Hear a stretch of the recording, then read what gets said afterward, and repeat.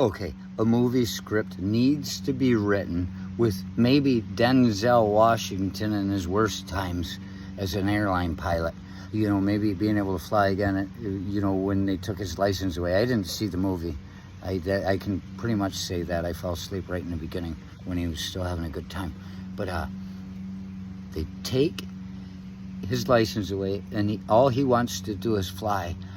But or maybe he's highly in debt. Maybe it's just some other guy. Maybe he just plays a guy with a gambling fucking problem, and his family's about to be whacked, and he's an airline pilot. But he happens to be Denzel Washington. Happens to be Denzel. And he's not a drunk. He's not doing coke off a hooker's tits or anything like that. He is, the only time you see him drink is because he took payment from somebody to kill Stephen King and Ronald McDonald. Payment from a private newspaper publishing company. Oh, Not Randolph Hearst, his brother Patrick. And so he's taking a bribe so his, a hit is what he's taking. But it's a suicidal hit, which some people might not like because how can Denzel, well, they'll equate that to being darker. Like, how can he be basically a terrorist, but a terrorist of two? Somebody wants those two to die when they heard they were going to be on the plane together. Not even know whether they were going to be sitting next to each other, but to be able to say, these two people are on the plane, it'll be a great story. And he's paid to crash the plane. And the only time you see him drink is when he is just in the final fucking aiming point, taking a drink.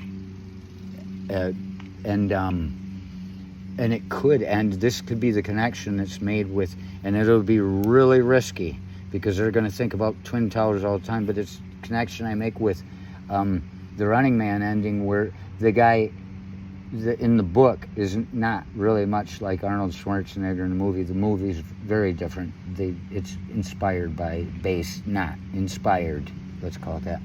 But where he crashes into, and maybe, that's what it would be.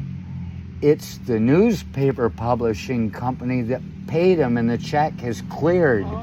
Oh my God, there's a movie in that. And Stephen King, we have to do this fast because he's a busy man, and we have to get an appointment to get him to, and the real Ronald McDonald, to be in the movie, and the real Denzel Washington. This is a hell of a movie, baby.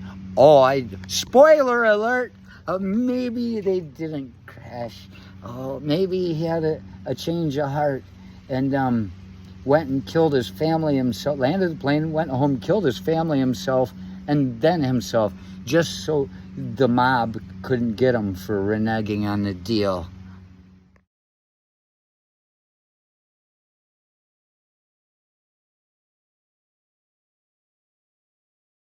Also, don't forget that airplane movies are hard to make because there's a little change in scenery, and people get bored like snakes on a plane. They're very airplane movies. It's known. It's not the easiest thing to make a good one, and so in this one, you have to add some kind of conflict and some excitement and question and peril. You take somebody that's working for the newspaper company that he's a hitman himself, an actual hitman, not just a pilot. But all the people that work for them doing outside things, they have psych evals done on them to know where they're at, if they're real. And this guy just doesn't care about dying.